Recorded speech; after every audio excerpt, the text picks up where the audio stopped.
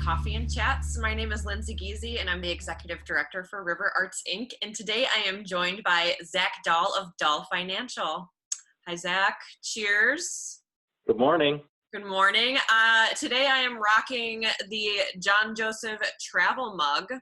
I should start by saying I do not get paid anything from John Joseph for advertising his products. I just genuinely love them. And this mug, I had coffee in it for 6 hours and it stayed hot the whole time. And he also has an office straight across from my office, and I think he's doing online orders right now.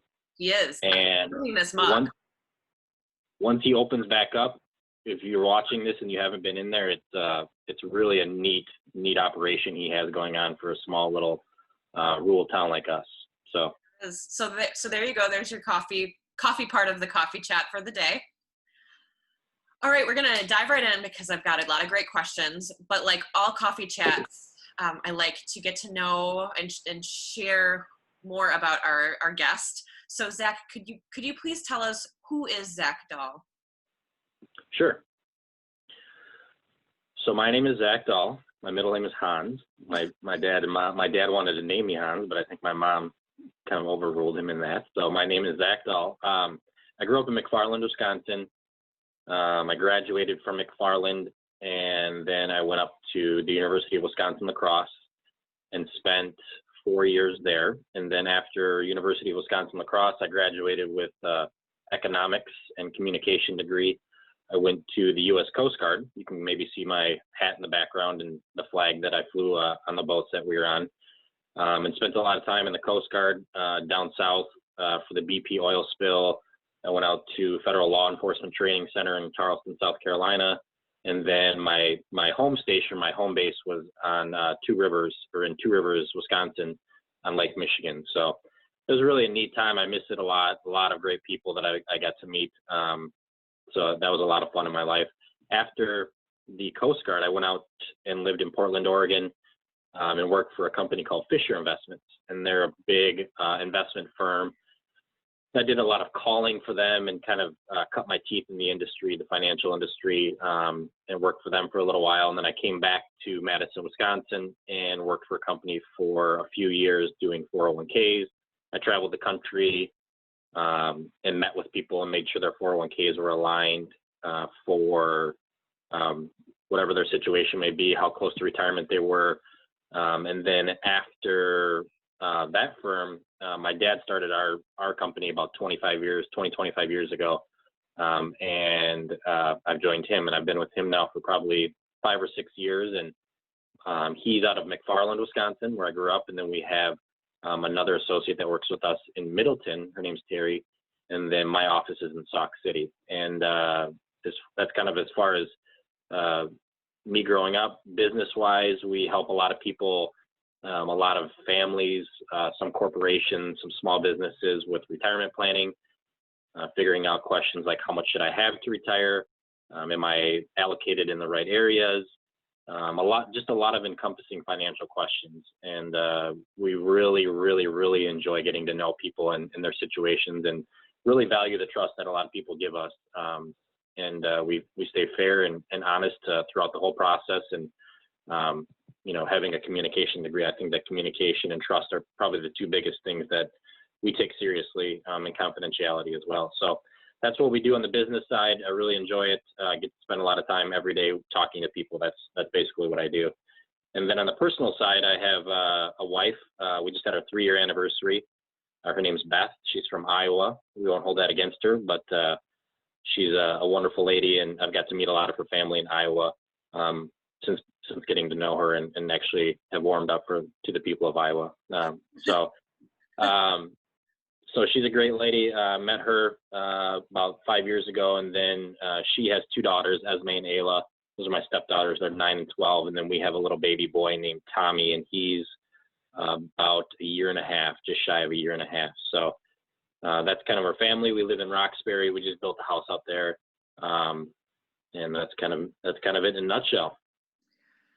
Tell me how farming is in your life today. Sure. So yeah, I grew up on a tobacco farm, and I love farming. And if you're from Wisconsin, you probably know someone that farms, or you've been farming, or you've thrown hay bales. So it's just a way of life. And we're fortunate enough to grow up on a farm. We moved off that farm, and then I moved away from the farm for, I don't know, 20, 25 years. And then when I got the chance to come back to Wisconsin, I started a business called Southern Wisconsin Hay, and I sold hay bales for small squares to horse farms for about 5 to 6 years, and really enjoyed that. It's a ton of work. If you've ever moved small squares, you know how much work it is. And it was just taking up too much time as our family was growing, so I kind of let go of some of the clientele, and it was a lot of fun. But we still have some animals right now. We have 5 Angus steers, and we have a pet pig named June. So we still have a few livestock, but we've definitely scaled it down with everything going on with business and a growing family and things like that. But it's a wonderful, wonderful life, and I have a lot of farmer friends, and I talk to them probably weekly and just kind of shoot the breeze with them and talk about the weather and how their crops are doing and things like that. I'm sure you got a lot of advice before you were a daddy. But what now in the last year and a half, like what has been the biggest surprise about raising a baby boy that you didn't expect? The biggest surprise?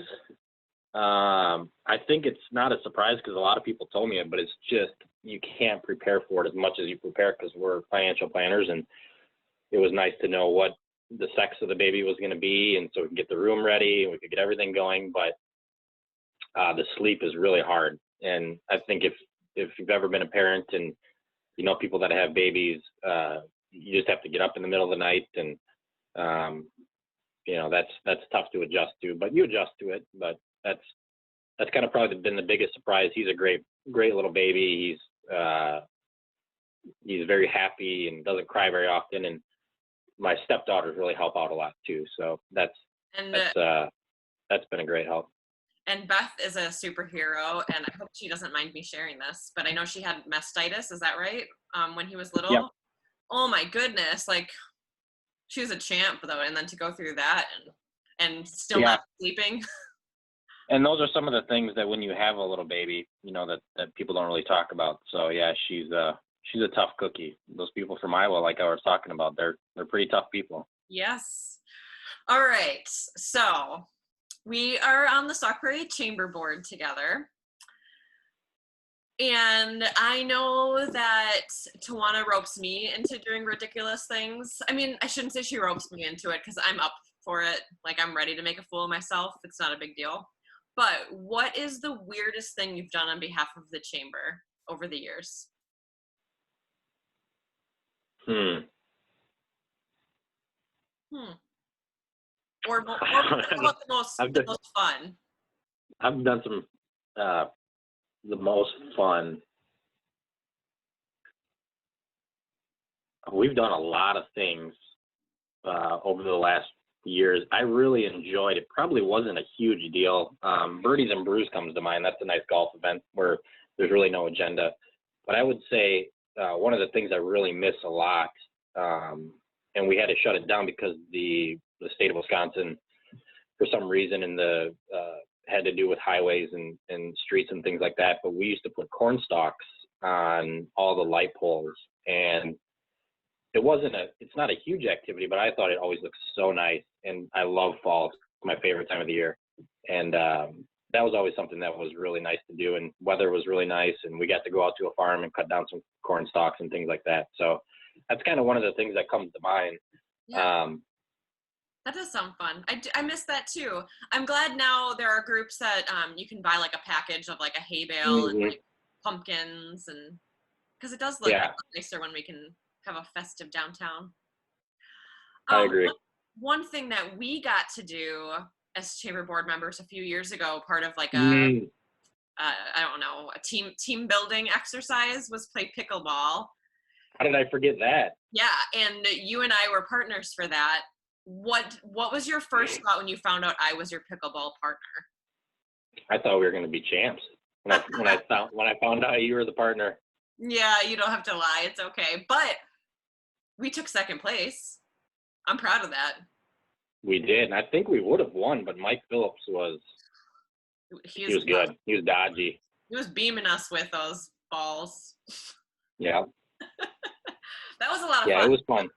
I feel like I'm like I have a much older spirit than my age, I think, and so maybe that's why pickleball resonated with me. But Yeah, I think it was our costumes too. We had on superhero costumes. yeah, that was good. I should have worn that today. That was a lot of fun. Okay. Also, That was. my last chamber related question: if you were stranded on an island, which 3 Stock Prairie Chamber members would you want to join you, and why? Not necessarily board members, like chamber members. Chamber members. Mm-hmm. I think a few people that come to mind right away.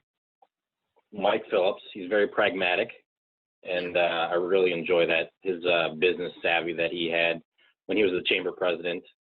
Thought he did an absolutely phenomenal job, and you have to make some tough decisions as a leader of any organization, and I thought that he always did a great job with that. So he'd be great to have, and he's a yoga teacher, so I mean, we could do some yoga on the beach too. Yep.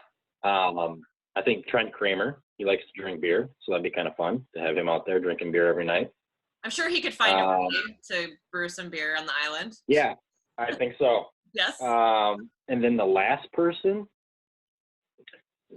I'm going to say Lindsay Giese because she's kind of fun. Yes, I made it to the islands.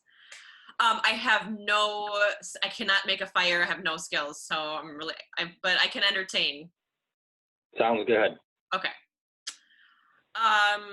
Besides Lake Wisconsin Country Club, of course, where are some of your other favorite places to golf? For golfing, probably my number one favorite course in Madison is University Ridge. And if anyone watching this has ever played that, they know why. I mean, it's just a phenomenally kept course, and it's part of the university system, and that's where the Badgers play. So I think that they do a great job keeping up with the course, and it's just it's a real treat. And if you've never been there, I highly encourage it. And it's pretty expensive, so we don't go very often. It's like $100 to play. But if you go early in the season or late in the season, it's about half of that. And so we get a chance to do that sometimes. So that's probably my number one spot to play. I like Reedsburg a lot. Reedsburg is a phenomenal course. They do a great job taking care of it. I love Lake Wisconsin. Gotten to play that course many, many times.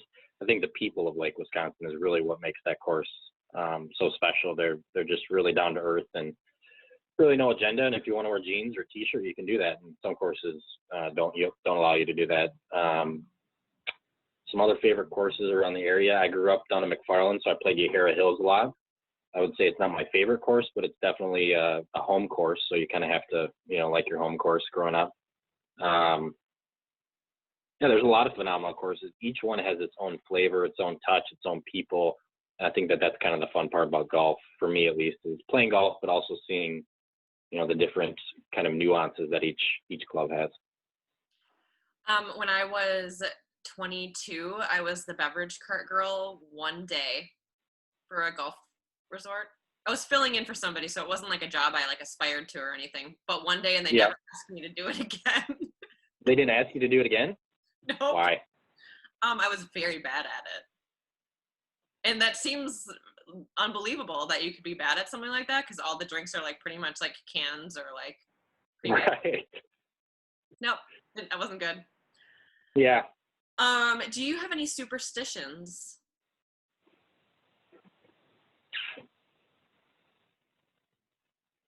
Not really. Okay. Not that I can think of off the top of my head. No. Do you have any irrational fears? Sharks. It's about the only one that I can think of. Probably not irrational. I'd like to get into a cage at some point and go swimming with sharks. Oh, just to get through that fear? Yeah. Okay. Get through it. It's spending time on big water, like out east or down in the Gulf of Mexico. It can get a little eerie when you can't see land and you get underwater and you're like, okay, we're out here. Yeah, right. I don't even know where I came up with this question. Very random. What's your least favorite fashion trend over the last several years? I know you're Least so big favorite into fashion? fashion.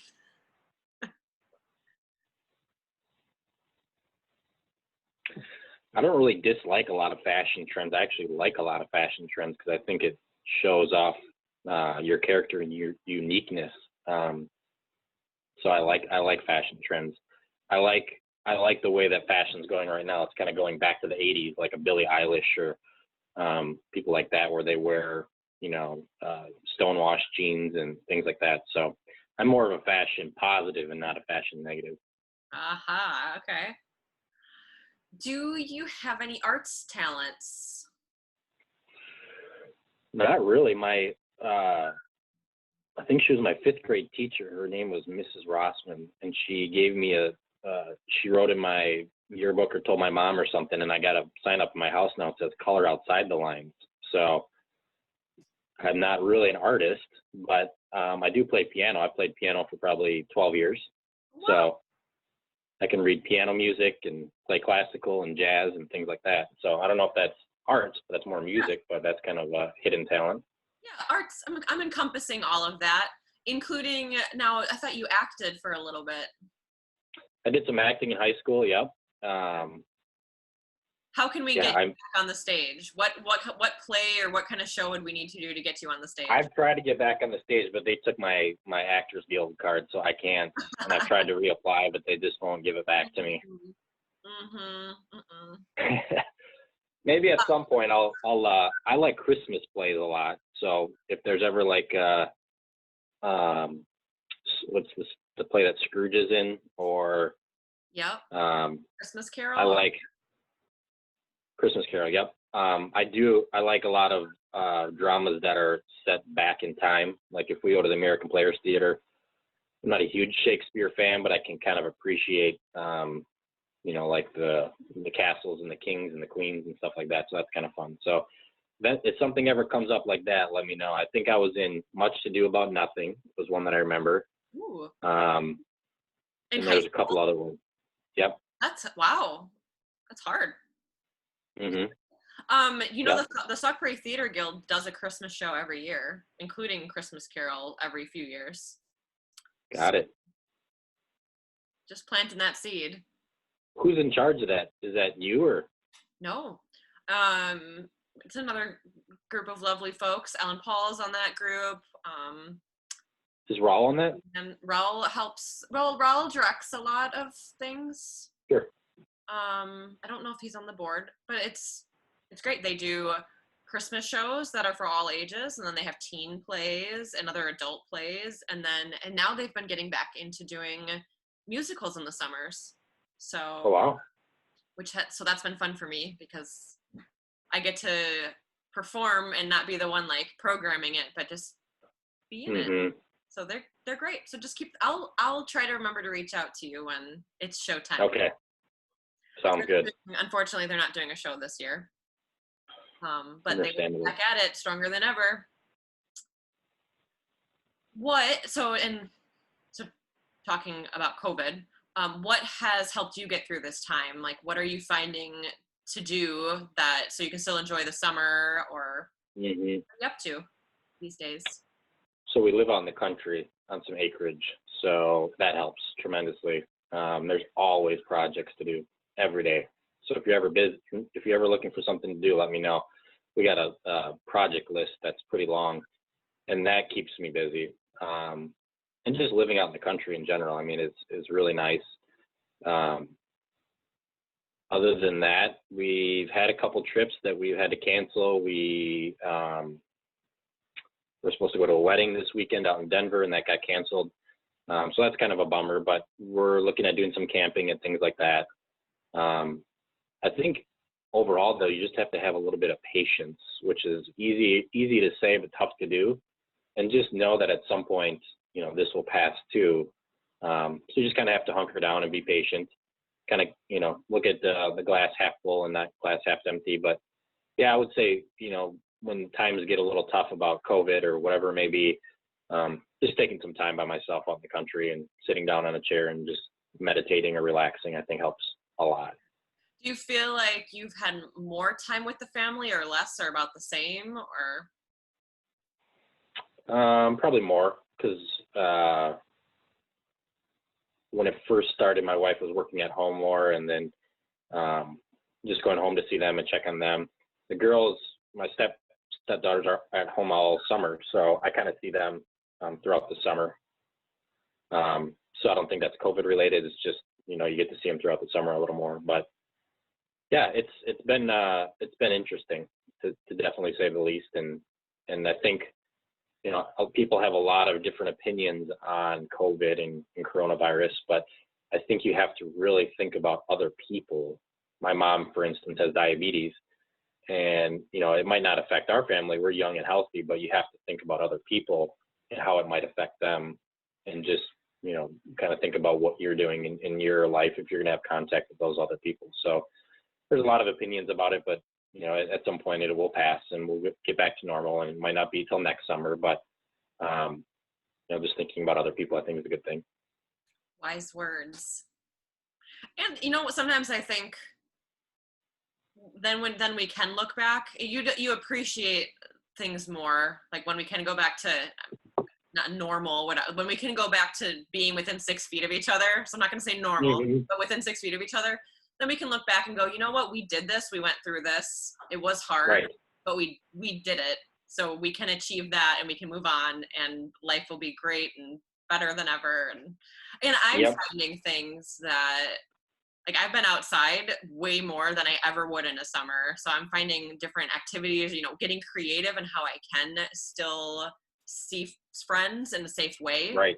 And I probably, with virtual stuff, see some friends who don't live in town more than I ever would have. So, silver lining.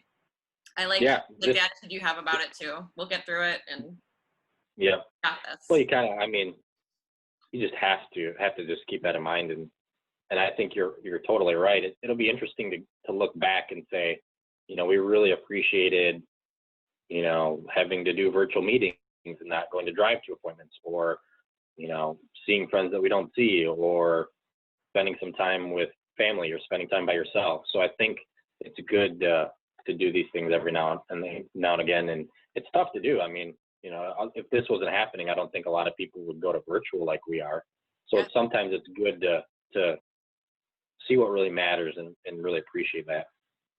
Absolutely. Okay. Final thoughts, Mr. Dahl. Thanks for putting this together. Oh, you're welcome. Yeah, talk about things. We wouldn't have had this chat if it wasn't during COVID time. So this is a new, maybe I'll continue this, but this is a new thing that came out of it, and I have had a lot of fun. As far as what you're doing, how's that going with the art center and everything for upcoming events? And oh, you're flipping the tables here, asking me questions. Well, thank you for asking that. We're an arts organization, so we've gotten creative because that's what we do. So the gallery is open, but reduced hours. So we're open 3 days a week instead of 5. And obviously with all the safety measures in place that we need to have. And we have some art classes happening too, again, with like a reduced class size and masks and all those other safety precautions, and some virtual classes too. So a variety so that we can fit the needs of everybody's comfort levels. But the live entertainment has been, a little bit slower going. So we are going to be doing a live stream here in the next few weeks of a show that was supposed to be in person, of course. But we kind of take it month by month and are making decisions month by month. And which is a weird thing for like any event-based organizations, because I plan like a year to a year and a half ahead of everything. So before COVID hit, I had our whole 2021 season planned, which is our 20th anniversary season. So it was more robust than a normal year. So I'm going from normally planning a year to a year and a half ahead to like taking things a month at a time. Mm-hmm. And that's how it is, and it's fine. And we're adapting when we need to adapt and being flexible. But the main part of it is that we're fulfilling our mission to bring quality arts programming to Sauk Prairie. And so it's in a different way right now for some of the things that we do. But I think we're still doing almost as much as we normally would be, including, the Cow Chip Art Fair got canceled. So we've adapted that. So we're doing a Sauk Prairie art crawl. So we're less vendors and more spread out, all outside, but we're trying to find ways to do safe things. Mm-hmm. So that's I think it goes back to what we just talked about. You can really appreciate or not appreciate planning or not planning, and it'll really kind of flip the tables to say, well, this is what I've always known is I plan a year and a half, but now I have to plan month by month. And so, I don't know, each person is different. You'll handle it the way you handle it, but you'll appreciate it more or not appreciate having to plan or not plan. So I think that's good to kind of shake it up a little bit. Are you guys still doing events at the high school in the theater? No, not right now. The live stream, when we do it, will be from the theater. And we have an event planned in November, but again, that's more than a month away.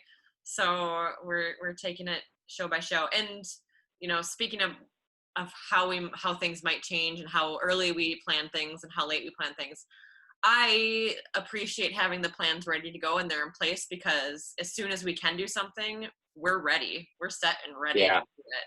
And it's not fun to cancel or postpone, but it's easier to do that than like tomorrow if everything opened up and you said, hey, let's have a show. I can't just build that all in a day. There's too much to organize. So we're ready. We're ready when things are good to go. And in the meantime, we'll keep doing things. But no, at the River Art Center, including exhibits there, that space has just been dark. We're kind of, we're following the high school's lead on how they're doing other things, and we're following the recommendations of the county and the state. And I got 2 more questions for you. Okay. What about UW Mad Hatters? I saw that on the list. It's still on the schedule. So that is going to be February 5th, if it can happen. So, and there are some shows that when we cancel, or postpone, it's not necessarily because we don't feel like we could do it safely or we can't do it within the mandate or whatever the reason. Sometimes it depends on the group. So the Mad Hatters might depend on what happens for them in the fall and the spring, and if their group is ready for a show. So that might get moved. And we'll just have to see how it goes. But we're being selling for it right now. And that'll be something too where we might just have to move the date or refund people or cancel, or we may be able to do it, but we have to do it with a very limited audience. Just kind of playing it month by month. Yeah, but that is we've had the Mad Hatters many times. You typically sell out. I don't know by February if we'll want to do something like that. So I don't know, but it's there. It's still on the schedule. What's do you have an update on the theater project at the high school? Zach, I feel like you did some homework before our interview today, so thanks for that. Yes, we are in the design phase for the addition to the River Arts Center. So we are designing right now. Nick Dingman, the managing director of that facility, and I met with the architect and visited a few places in Madison who have what they're called black box spaces, but they're basically multi-purpose rooms. So we were specifically looking at Promenade Hall at Overture, because that's a great model that we want to follow, where it's a space that can be used for theater events, but also receptions and meetings and other events. So that was very helpful. So we're still designing, and we'll be designing and fine-tuning for several months, and then they'll put the bids out, and then hopefully start construction in the summer of 2021 is the goal, so that we can open towards the end of the year in 2021. But of course, everything's flexible. But that's the plan right now. It's going to be great. That's exciting. Yeah, we're really excited about it. That'll be a really nice space. Absolutely. Yeah. Right now things are dark, so the theater's not being used, but when things are back up and running, I think the demand for that space, for the River Art Center space by the high school already was, the schedule is jam-packed. Yeah. I think after this, it's going to be even busier, because all of these events that people have been wanting to do are going to they're going to happen. They're just going to happen all later. And so we Right. need another space. Oh yeah, that'll be exciting. I'm excited to see what you guys come up with for that, because it's nice to design something and kind of put your touch on it. And I think you guys will do a great job with that. Well, thank you.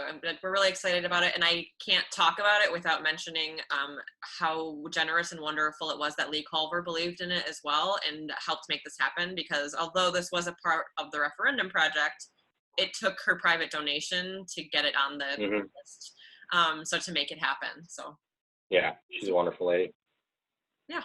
Thanks for asking. Thanks for chatting with me It today. sounds good. What's that? Thank you for chatting, I said. Yeah. Enjoy the rest of your coffee, and I hope to see you soon. Sounds good. Thanks, Lindsay. Thanks. Bye.